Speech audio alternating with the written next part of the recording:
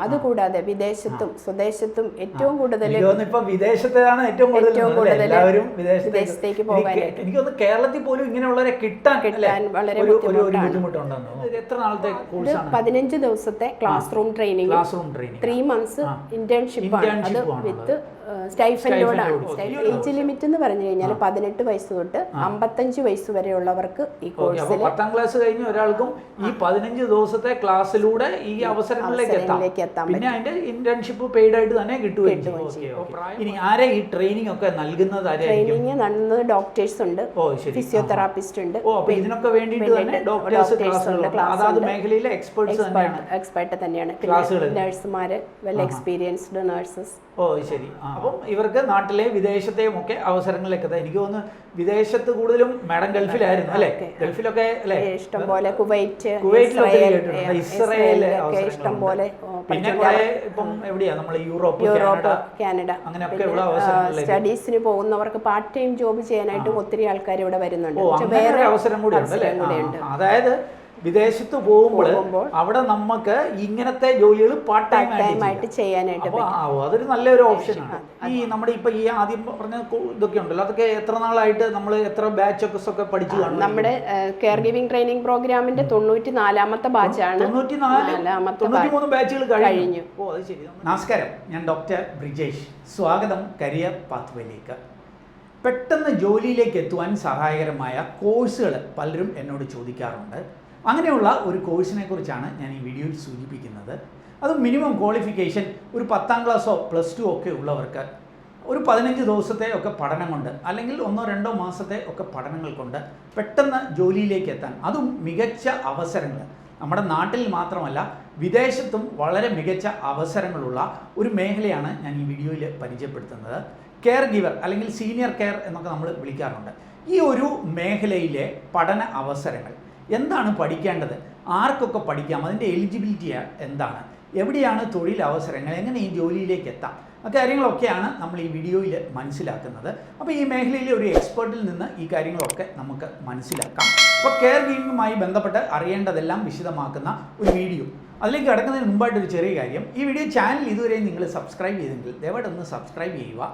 വീണ്ടും സ്വാഗതം കരിയർ പാത്വേയിലേക്ക്.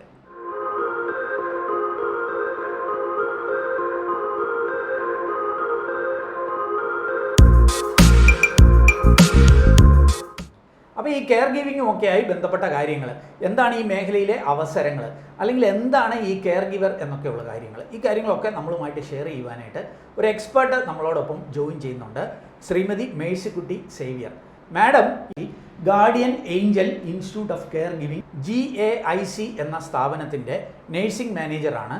ഈ മേഖലയിൽ ഏതാണ്ട് 40ഓളം വർഷത്തെ എക്സ്പീരിയൻസ്, അത് ഇന്ത്യയിലും വിദേശത്തുമൊക്കെയുള്ള എക്സ്പീരിയൻസ് ഉള്ള ഒരു വ്യക്തിയാണ്. അപ്പോൾ മാഡത്തിൽ നിന്ന് ഈ കാര്യങ്ങളൊക്കെ നമുക്ക് മനസ്സിലാക്കാം. Madam, welcome to career pathway.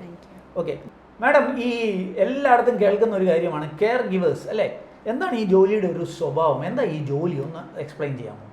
ഒരു രോഗിയുടെ, കിടപ്പ് രോഗിയുടെ മൊത്തത്തിലുള്ള പരിചരണമാണ് നമ്മൾ ഇതിലൂടെ സാധ്യമാക്കുന്നത്. കിടപ്പ് രോഗി എന്ന് വിചാരിച്ചാൽ ഉദ്ദേശിച്ചാൽ അത് പ്രായമായ മാത്രമല്ല ഏത് രോഗാവസ്ഥയിലുള്ളവരെയും പറ്റിയാലും കിടപ്പിലായി പോകുന്നവരെ പരിചരിക്കുക എന്നുള്ളതാണ് ഈ കെയർ ഗിവർ എന്ന് പറഞ്ഞാൽ അല്ലേ?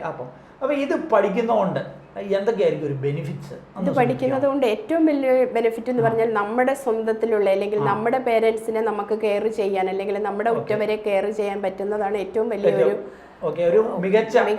പരിചരണം ചെയ്യാനായിട്ട് പറ്റുന്നു. അതുകൂടാതെ വിദേശത്തും സ്വദേശത്തും ഏറ്റവും കൂടുതൽ വിദേശത്താണ് ഏറ്റവും കൂടുതൽ എല്ലാവരും വിദേശത്തേക്ക് പോകാനായിട്ട്. എനിക്കൊന്ന് കേരളത്തിൽ പോലും ഇങ്ങനെയുള്ളവരെ കിട്ടാൻ വളരെ ബുദ്ധിമുട്ടുണ്ടെന്ന്. ഓക്കെ, അപ്പോൾ അതിന് ഉള്ള ട്രെയിനിങ് ആണല്ലോ നമ്മൾ നൽകുന്നത് അല്ലേ? കേരളത്തിലെ തന്നെ ആദ്യത്തെ ഇൻസ്റ്റിറ്റ്യൂട്ട് ആണ്. അപ്പോൾ ഇവിടെ എന്തൊക്കെ ട്രെയിനിങ്ങുകളാണ് നൽകുക ഇങ്ങനെയുള്ളവർക്ക്, അതൊന്ന് സൂചിപ്പിക്കാമോ? ഓക്കെ, ഒന്നാമതായിട്ട് നമ്മൾ ആദ്യമേ സ്റ്റാർട്ട് ചെയ്തിരിക്കുന്നതാണ് കെയർ ഗിവിംഗ് ട്രെയിനിങ് പ്രോഗ്രാം.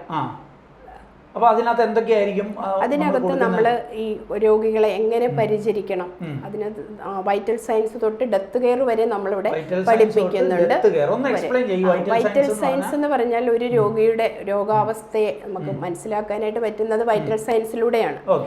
അതിനകത്ത് temperature, pulse, respiration, blood pressure, ഇതൊക്കെ എങ്ങനെ നോക്കണം. അതുപോലെ നോക്കിയാൽ മാത്രം പോരാ, അതിലെന്തെങ്കിലും വേരിയേഷൻസ് ഉണ്ടെങ്കിൽ നമ്മൾ അതിന്റെ നോർമൽ വാല്യൂസ് പഠിച്ചിരിക്കണം. ഇനി കൂടിപ്പോയാൽ അത് നോട്ട് ചെയ്യണം. അതെങ്ങനെയാണ് റെക്കോർഡ് ചെയ്യേണ്ടത്. വെറുതെ എഴുതി വെച്ച് കഴിഞ്ഞാൽ നമുക്ക് വേരിയേഷൻസ് മനസ്സിലാക്കാനായിട്ട് പറ്റത്തില്ല. അപ്പൊ അതിന്റെ ഗ്രാഫ് എങ്ങനെയാണ് വരയ്ക്കുന്നത്, ആ കാര്യങ്ങൾ നമ്മൾ പഠിക്കുന്നത്. ഇൻ കേസ് കൂടിപ്പോയാൽ, ഇപ്പൊ പനി കൂടിപ്പോയി നമുക്ക് പെട്ടെന്ന് എന്ത് ചെയ്യാൻ പറ്റും, പ്രഷർ കൂടിപ്പോയി നമുക്ക് എന്ത് ചെയ്യാൻ പറ്റും, ഇങ്ങനെയുള്ള ഡീറ്റെയിൽ ആയിട്ട് നമ്മളതിനെ പഠിപ്പിക്കുന്നു. ഇനി കിടപ്പ് രോഗിക്ക് ഏറ്റവും അത്യാവശ്യമുള്ളതാണ് അവരെ കുളിപ്പിക്കുക എന്നുള്ള ഒരു സംഗതി. എങ്ങനെയാണ് നമ്മൾ അവർക്കൊരു ബെഡ് ബാത്ത് കൊടുക്കുന്നത്, അതുപോലെ തന്നെ പൊസിഷൻസ്, എന്തൊക്കെ പൊസിഷൻസ് നമുക്ക് കൊടുക്കാം, തിരിച്ചു കിടത്തണം. തിരിച്ചു കിടത്തിയില്ലെങ്കിൽ ബെഡ് സോർ പോലെയുള്ള സംഭവങ്ങൾ ഉണ്ടാകുക, പൊട്ടാനുള്ള സംഗതികളുണ്ട്.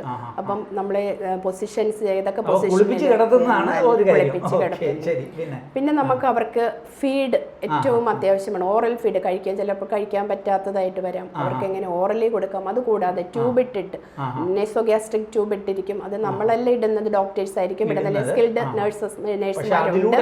അതിലൂടെ എങ്ങനെ നമുക്ക് ഫീഡ് കൊടുക്കാൻ പറ്റും. അതുപോലെ പെക് ട്യൂബ് ഉണ്ട്, സർജറി ചെയ്തിട്ട് ഇടുന്ന ഒരു ട്യൂബാണ്, ഡയറക്റ്റ്ലി സ്റ്റൊമക്കിലേക്ക് പോകുന്നത്. അപ്പം അങ്ങനെ ഒരു ട്യൂബിൽ കൂടെ എങ്ങനെയാണ് നമ്മൾ ഫീഡ് കൊടുക്കുന്നത് എങ്ങനെയാണെന്ന് നമുക്ക് പഠിക്കാൻ പറ്റും. അതുപോലെ തന്നെ നമുക്ക് കൊളോസ്റ്റമി കെയർ, എങ്ങനെയാണ് കൊളോസ്റ്റമി കെയർ കൊടുക്കുന്നത്. ഇനി കോൺസ്റ്റിപ്പേഷൻ മാനേജ്മെന്റ്, ഇതെല്ലാം നമ്മൾ ഗ്യാസ്ട്രോ ഇതിനകത്ത് നമ്മൾ പഠിക്കുന്നുണ്ട്. പിന്നെ നമ്മൾ പഠിക്കുന്നത് ഓക്സിജൻ അഡ്മിനിസ്ട്രേഷൻ. പെട്ടെന്ന് ഒരു പേഷ്യൻറ്റിന് ഒരു ശ്വാസം മുട്ടൽ പോലെ ഉണ്ടായിക്കഴിഞ്ഞാൽ നമ്മൾ ഡോക്ടറിനെ ഇൻഫോം ചെയ്യുമ്പോൾ അവർ ചിലപ്പോൾ ഓക്സിജൻ കൊടുക്കൂ എന്ന് പറയുന്ന സമയത്ത് ഓക്സിജൻ കൊടുക്കേണ്ടതായിട്ടുണ്ട്.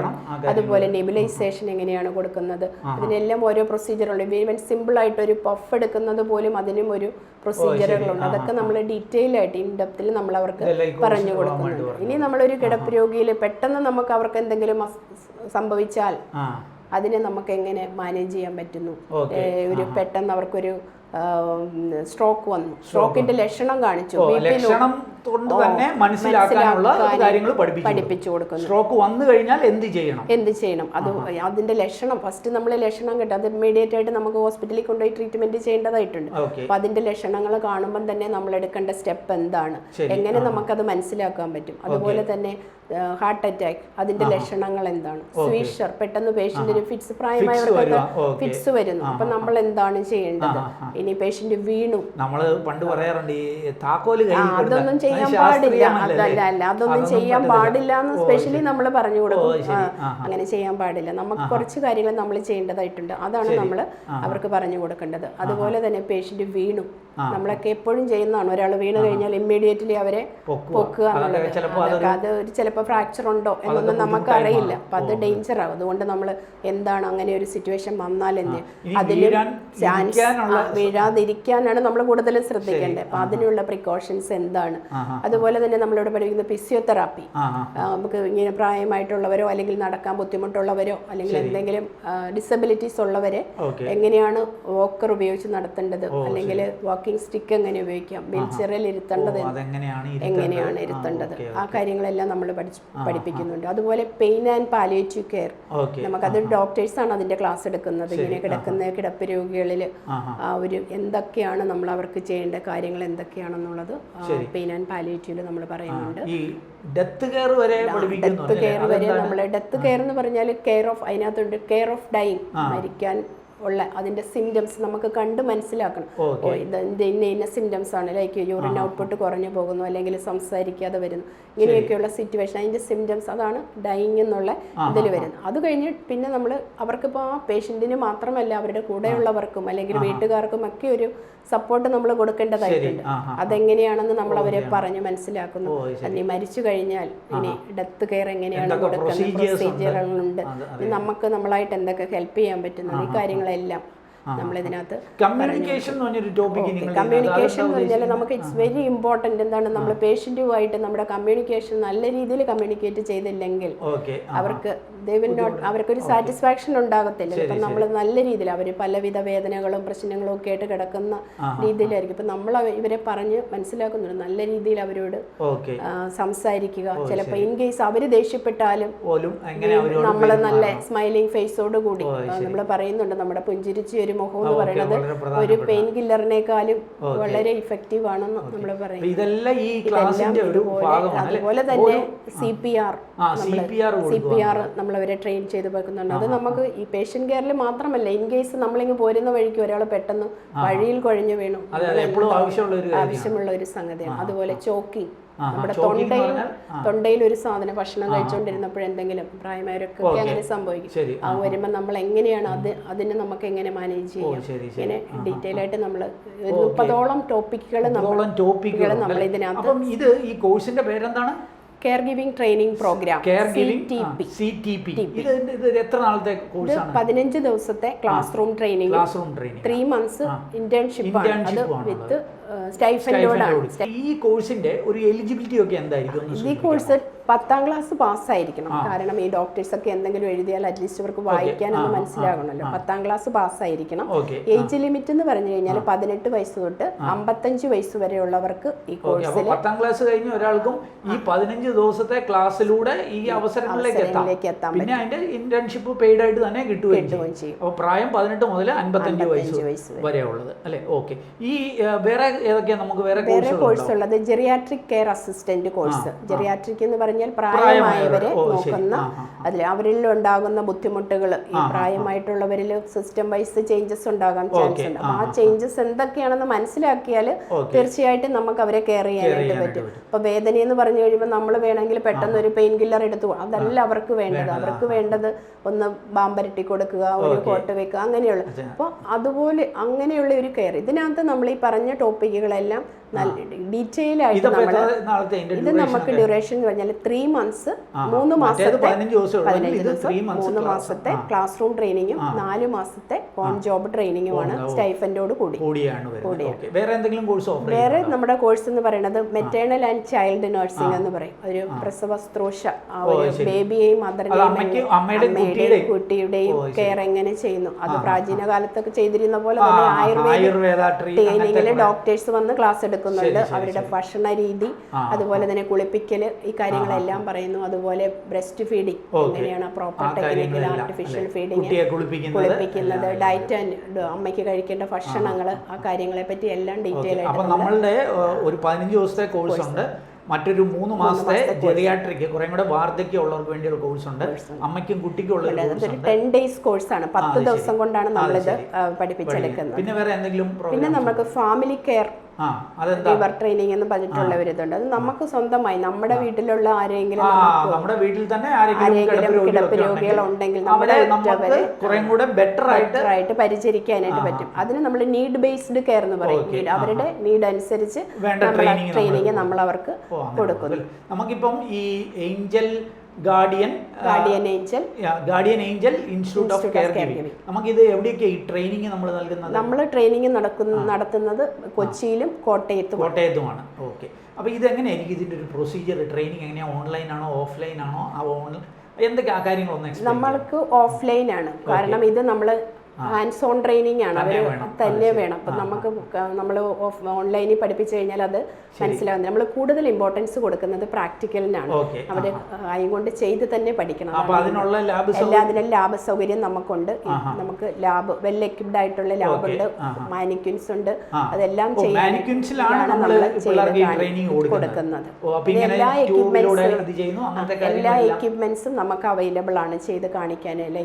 CPR കൊടുക്കേണ്ട മാനിക്വിൻസ് സെപ്പറേറ്റ് ഉണ്ട്, റൈൽസ് ട്യൂബ് കൊടുക്കേണ്ടതുണ്ട്, കൊളോസ്റ്റമി ഉണ്ട്, എല്ലാം സെപ്പറേറ്റും നമുക്ക് ഇഷ്ടം പോലെ മാനിക്വിൻസ്, വലിയ ലാബുമാണുള്ളത്. ഇനി ആരെ ഈ ട്രെയിനിങ് ഒക്കെ നൽകുന്നത്? ട്രെയിനിങ് നൽകുന്നത് ഡോക്ടേഴ്സ് ഉണ്ട്, ഫിസിയോതെറാപ്പിസ്റ്റ് ഉണ്ട്, എക്സ്പെർട്ട് തന്നെയാണ്, നഴ്സുമാര്, വെൽ എക്സ്പീരിയൻസ്ഡ് നഴ്സസ്. ശരി.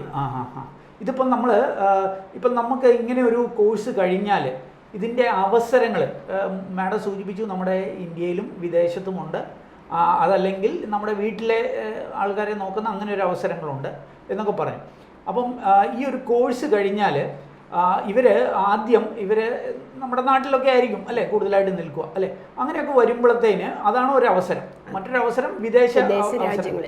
അപ്പം നമുക്ക് ഇവിടെ നമ്മുടെ ഈ സ്ഥാപനത്തിൽ പഠിക്കുന്നവർക്ക് നമുക്ക് എങ്ങനെയാ പ്ലേസ്മെന്റ് ഒക്കെ ഉണ്ടോ? എങ്ങനെയാ? നമുക്ക് കൊച്ചിയിലും കോട്ടയത്തും തിരുവല്ലയിലും കോഴിക്കോടും ഇതിന്റെ ബ്രാഞ്ചസ് ഉണ്ട്. ഹോം കെയർ ഉണ്ട്.